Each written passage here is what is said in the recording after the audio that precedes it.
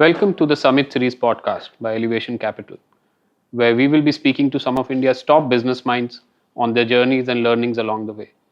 Our guests today are Sashank Rishyasringa and Gaurav Hinduja, founders of Axio, formerly known as Capital Float. Thank you, Sashank and Gaurav, for joining us today. I'm super excited to have you on the show. Thank you, Mridul. Thank you for having us here. We're excited and looking forward to having this conversation with you. Likewise. Well, this is a pivotal moment for the company, with the business taking on a new identity as Axio. I think we are unveiling it for the first time on Elevation podcast. With this rebranding, Axio hopes to communicate its identity and value proposition with all of its customers in a uniform and consolidated manner. Before we begin, let me share a little bit of background on the company with all of you. Sashank and Gaurav were actually batchmates at Stanford while pursuing their MBA and started the business in early 2014.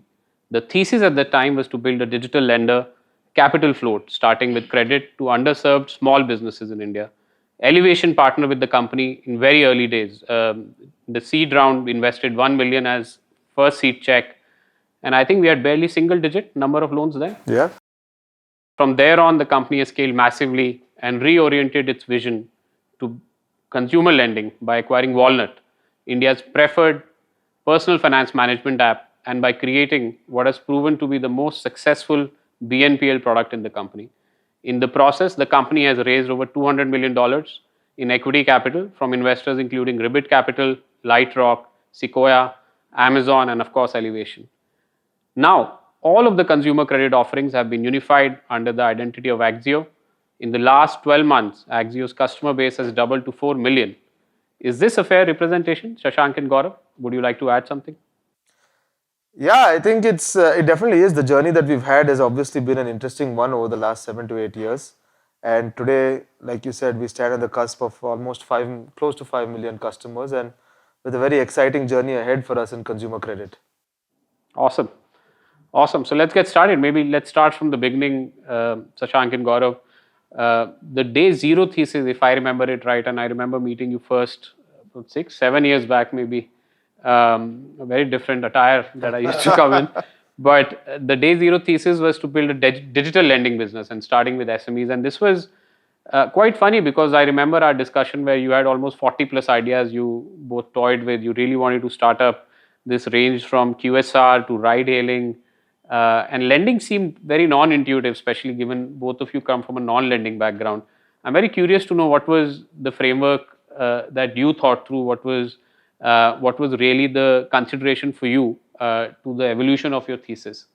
Sure. So it's funny that you actually remember some of the ideas also that we discussed.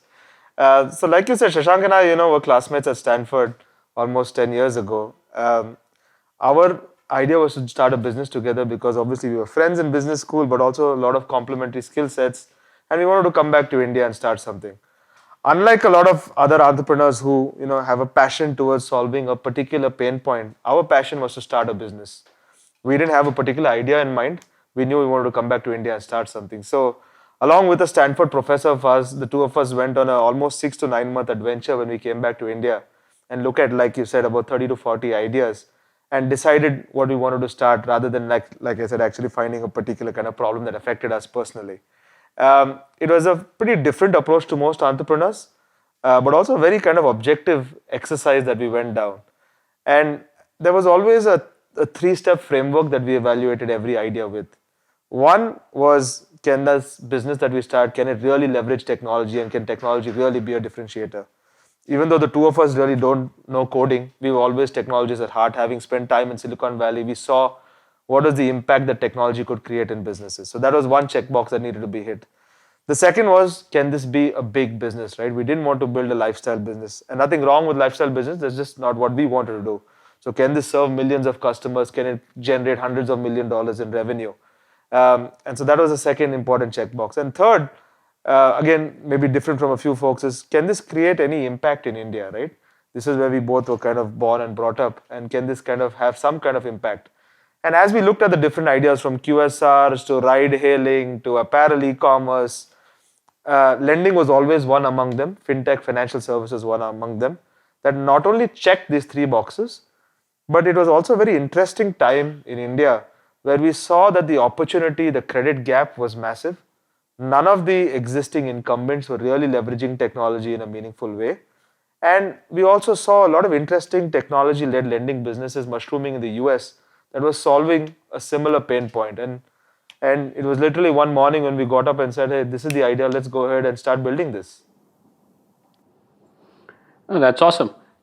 I've also been, privileged to have a ringside view to this over last 6, 7 years, and now last 18, 24 months, I've seen a very interesting, exciting transition where you've gone from starting out with small businesses to now fully focused on consumer. I'm very keen to know what led to this transition. What were some of the opportunities you saw? What are some of the nuances in building a more fully consumer focused business now rather than small businesses? Very valid question, Mridul, right? And I think going back to the beginning, the original thesis with which Gaurav and I started was there is a very, very large underserved credit opportunity in retail in India, right? And broadly, that opportunity consists of SMEs and consumers. And actually, the further you go down the pyramid, the more these lines get blurred, right? Because most SMEs are consumers in their own right, and most consumers in India, outside of the top 10 cities, are actually self-employed, right? And so we said, look, this is the journey we want to take. What's step one? And so in our mind, SMEs was step one of the opportunity. The other thesis we started off with was there was a digital ecosystem based approach to getting this credit to the last mile, right? This was the time when a lot of infrastructure was starting to be laid out in India. You had e-commerce firms growing quickly. You had the Aadhaar program beginning to scale. Payment companies were starting to really see some good traction. And so our hypothesis was that by partnering with some of these emerging digital ecosystems that had merchants on the one side and consumers on the other, we would be able to solve the traditional problems of financial services of getting to the last mile, right? High cost of small ticket lending, difficult to acquire customers, difficult to get data to underwrite, difficult to control cash flows. So this was the thesis. And we first applied this hypothesis on the SME side. And to be honest, when I look in retrospect, I think we were a bit early to that, right? And so a few years in, we said, look, it's time to get consumer going as well.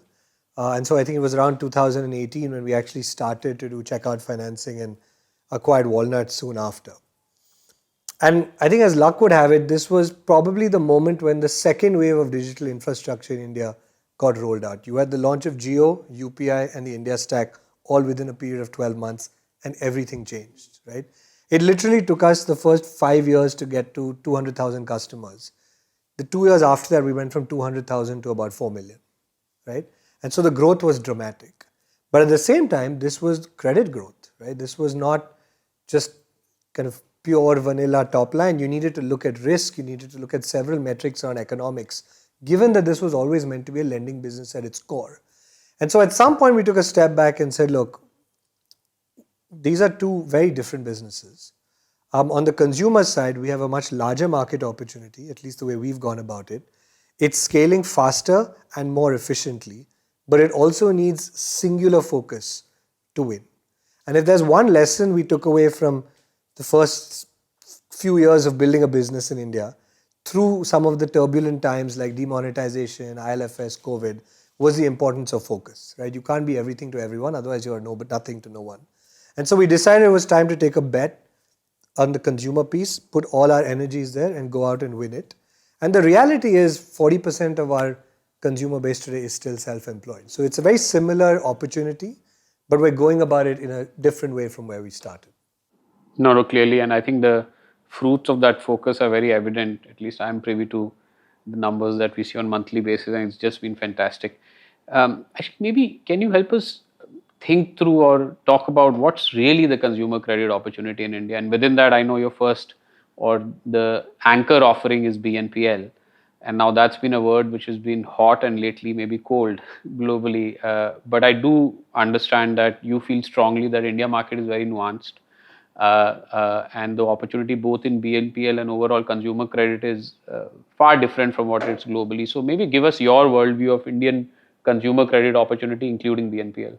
Sure. So, today in India, there are about 500 million bank accounts. There are about 250 to 300 million people who are using digital payments. There are 250 million who are kind of present on the bureau, about 150 million people shopping online. but there are only about 30 million unique credit card holders in the country, right? And that, as you know, is a steep kind of drop. We fundamentally believe that for India is to progress and get to the 5 trillion economy in the next few years, financial services has to literally grow and grow double of what GDP would actually grow at. And credit is obviously a critical component to that. So the real gap that we are trying to address is this 100 to 150 million people today that are shopping online that do not have access to a small unsecured line of credit. And now the form factor, like you said, can be anything, right? It can be a small personal loan, it can be a credit card, it can be a buy now pay later line, it could be anything. But that is the need that we are really kind of going after.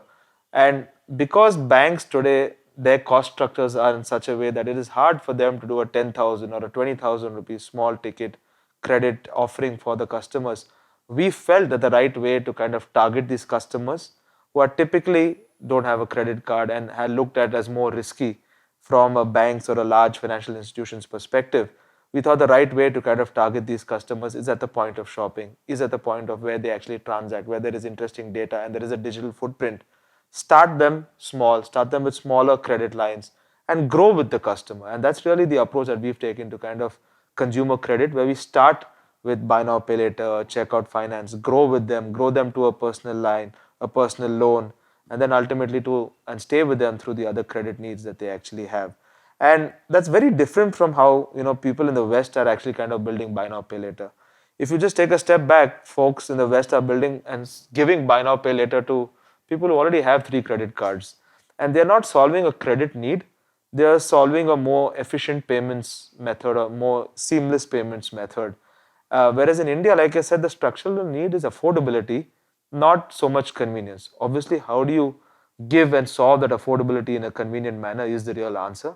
And that's really the stepping stone to larger ticket, or I would say more important credit needs that a customer may have. And so for us, it's about getting there early, finding the customers who have a genuine affordability issue and growing with them as they kind of be our customers for the next few years. And that's really the problem that we are trying to solve. Oh, that's very interesting, and I think this, credit starvation in India at least seems to me to be something which will last for decades, if not more. And no matter how you slice it, India remains massively underpenetrated on credit. But having taken an approach where it's not just convenience but credit you're solving for, I'm sure there are org and operating model choices you made over time, starting from when you started focused on SMBs to now focused on consumers. I would love to understand how you've thought through those choices, especially in a business where I feel Fin is as important as tech, and lending, underwriting, collections, all of those are very important muscles to build. So maybe talk us through a little bit of those choices. Sure. And Mridul, I wish I could say that we figured it all out perfectly up front, but the reality is the journey has actually resulted in certain org and operational choices that today shape us as a business, right? Because if you just step back and look at the face of it, starting with SME and ending up doing consumer feels like a big pivot, right? But what has surprised us consistently over the last 3 years is how consistent the core muscles of the organization have been through this journey. And really at the end of the day, you talked about lending, right? There are 3 muscles that we believe are make or break in lending. How you acquire customers and how efficiently you do that. How you manage risk, which is underwriting and collections. And how you raise your funding sources and how sustainable that is, right? And I would go so far as to say that the muscles that we built as a result of this journey and this transformation actually have shaped who we are today in a way that is quite distinct from most players in the market. And let's take each one by one, right? Customer acquisition. We've grown from about, as I said, 200,000 customers 3 years ago to about close to 5 million today, right? And that is actually without any significant marketing, right? And the reason for that is our model is about partnering with digital ecosystems and merchants, like an Amazon or a Make My Trip or a Razorpay or a Policy Bazaar, and really building solutions for them that are embedded in the checkout flow. Right? And then creating these win-win situations where customers who are looking for affordability can avail it instantly at checkout, and merchants who are looking to increase their TAM are able to do so for customers who are typically new to credit. Right? Now, funnily enough, this approach honestly didn't scale in the SME world, but has achieved hyper scale in consumer. Right? And I think it's given us a period of learning of how you work with some of these large ecosystems and create products that are win-win for them and their customers. The second big muscle is risk, right? And I think this is top of mind for everyone now that the world is sort of moving into a downturn, right? At least in the West, all signs point to that, right? And so the big question everyone's asking in the US is, look, it's been a great run in Western markets for the last few years with interest rates being close to zero. Is FinTech ready for a cycle? And the reality is in India, we have actually lived through multiple cycles over the last few years, right? And the fact that we always were a credit-first business meant that everything from demonetization to GST, ILFS, and then COVID has actually affected us. And we have had to learn, A, how to improve our underwriting models through big swings in GDP and customer ability to pay, and two, build collections as a strategic capability rather than just make it something that's an afterthought and something that's outsourced, right? And I think thirdly, the big piece aside from customer acquisition risk is really around funding sources and governance, right? When we started out back in 2014, there really weren't many opportunities to partner for funding. So we chose to get an NBFC license and actually lend on our balance sheet. And over time, that's evolved to a model where we co-lend quite successfully with banks. But what that means is, knowingly or unknowingly, we've always ended up taking the path of being as regulated as possible, which has obviously meant having to fulfill many more requirements than had we been an unregulated player, right? Audit, compliance, central bank oversight, etc. And I think in retrospect, we're actually grateful for that journey because today, one of the big questions being asked of FinTech in the West is around regulation. And I think in India, we're fortunate that thanks to the NBFC wave that came before FinTech, we actually have a very stable regulatory framework and a regulator that wants to promote financial inclusion, provided companies build within the full right of regulatory requirements. And so I think that's a third design choice that has been very critical to our journey. Oh, makes a lot of sense. And I think this whole being regulated and having the regulatory umbrella, I think is a significant competitive advantage today. Let me also shift gears and talk through a consumer lens. You've obviously acquired Walnut through the way in earlier journey, and in Axio you have integrated all these offerings. There's money management, there's consumer credit. Was this born out of some insight you had on consumers on approaching consumer credit in a new way, in a differentiated way? Like, what are things that really now differentiate Axio from anyone else in the way you approach consumer credit? Yeah, it's a great question. And again, like the theme of today, the answer to that for us has evolved over time, right? I think most FinTech founders in India start with an idealistic core about building financial services for the last mile, right? Somewhere along the way, in all the kind of nitty-gritties of how you do collections, how you build your app, etc., sometimes one can lose sight of this, right? And I think what we realized at some point, particularly as we moved into consumer, where you touch a much larger number of customers, is we need to figure out not just how to deliver credit efficiently and profitability, but also in a way that's sustainable for consumers, right? And so this idea of, how do you, rather than just talking about who is credit worthy, how do you make credit worthy for the vast majority of Indians, right? And what does that mean? And in our mind, it means a few things, right? It means thinking customer first. It means being very conscious about risk and ensuring that customers are borrowing just the right amount for their needs, but not over leveraging themselves. It also means creating the right kind of transparency around pricing, fees, etc., right?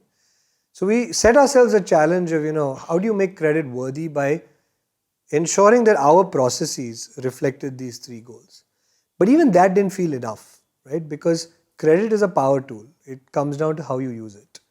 And we wanted to figure out how to create an offering that gave customers not just the credit they need at a point in time, but also the tools to manage their money more efficiently and turn that credit into a positive and not a trap.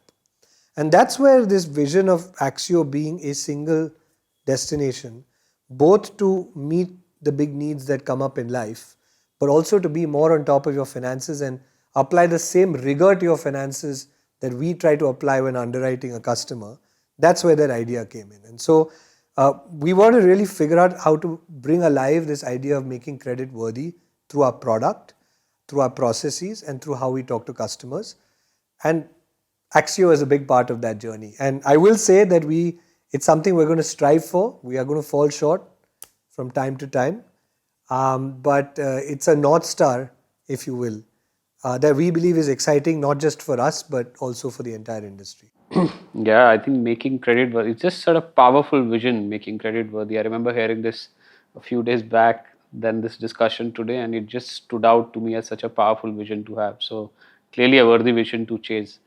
I want to move to a few qualitative aspects now, of your journey. I know you guys, I keep telling this that most financial services operators deserve a bravery award for last 3 years that we've gone through in the industry. And, you've had your ups and downs. One is obviously running a startup which has odds against them, then in financial services, and then regulated, and then with credit and all the challenges.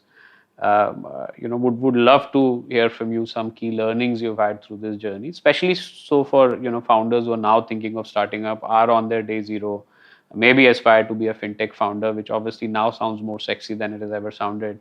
So yeah, I mean, keen to hear. Yeah, sure. It's like you said, right? It's been a very interesting journey. It's not always been linear. It's been a bunch of ups and downs, and a very interesting journey nonetheless. And I don't think, as we sit here and look back at it, I don't think we'd have it any other way. But few key things that we learned through our journeys, particularly in the last 3-4 years. As you know, we had the perfect storm of ILFS, we had COVID, we had Demon, GST, our own kind of issue where we had an acquisition that kind of didn't go through. So it all came together for us in that period of about 6 to 12 months. And I remember Sashank and I just looked at each other one morning and like, what is going on? Like every morning we would get up and there's a new crisis that is hitting us. But I think, the saying is very old. It says, what doesn't kill you makes you stronger. And I genuinely actually start to believe that these days. And if I just look back at some of the lessons from an org perspective and a personal perspective that really stand out for us, I think from an org perspective starting is, this thing about FOMO versus focus. As every startup entrepreneur, you want to do everything that anyone else is doing out there. You want to conquer the world. You want to do 100 products. You want to serve 100 consumers.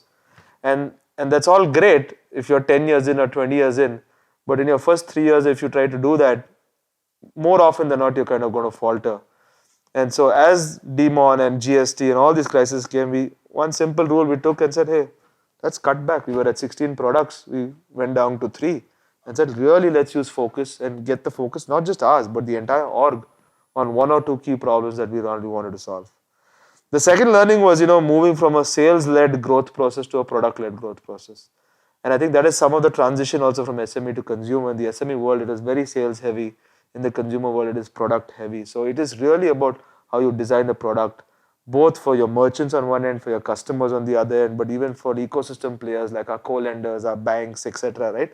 So I think today we can genuinely say that a lot of the growth is coming because of how we've designed and built our products.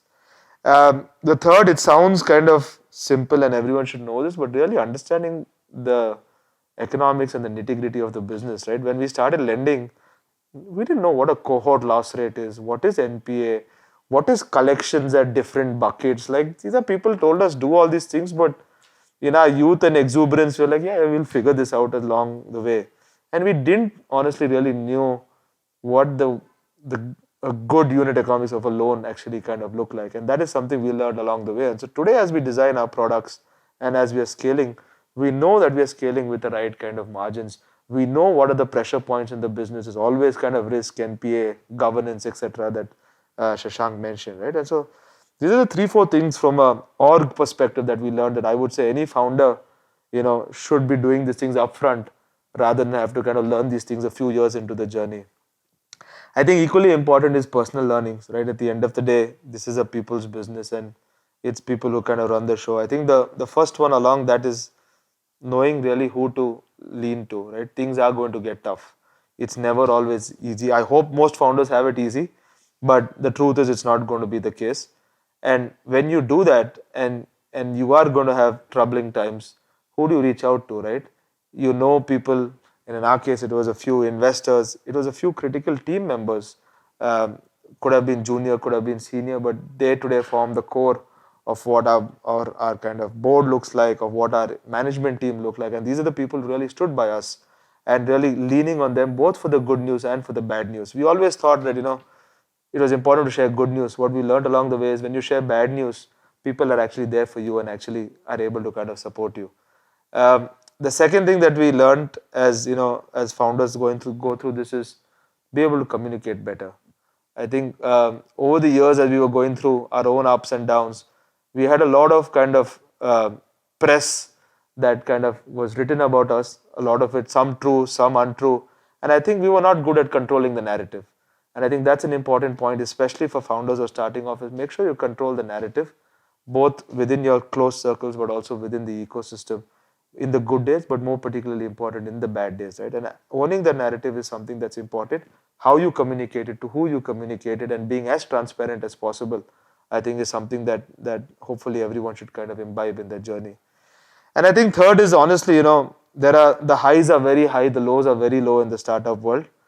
Being able to find something outside work that is going to help you through this journey, that helps you kind of distracted or keeps you distracted from work sometimes is very, very critical.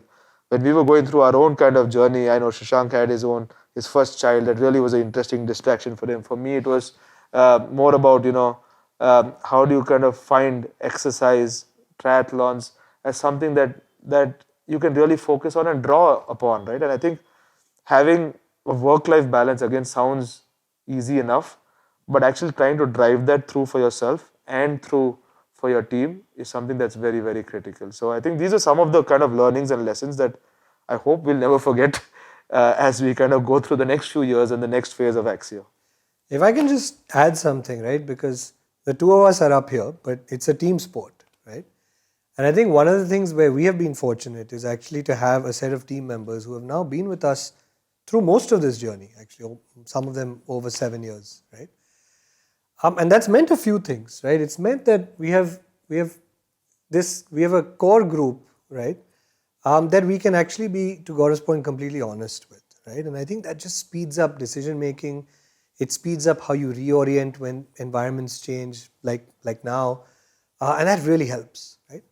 The second thing is that kind of feels like you have a lot of co-founders, right? Because there is actually I think at some point a mental switch when you've been through thick and thin with a team over a period of time. And that's hugely empowering to us because it allows us to be able to lean on a broader set of folks, when both in good times and in bad. And I think that lastly, right, there's this idea of tribal knowledge, right? That kind of is hard to quantify. You can't hire it, you can't poach it. You either have it or you don't.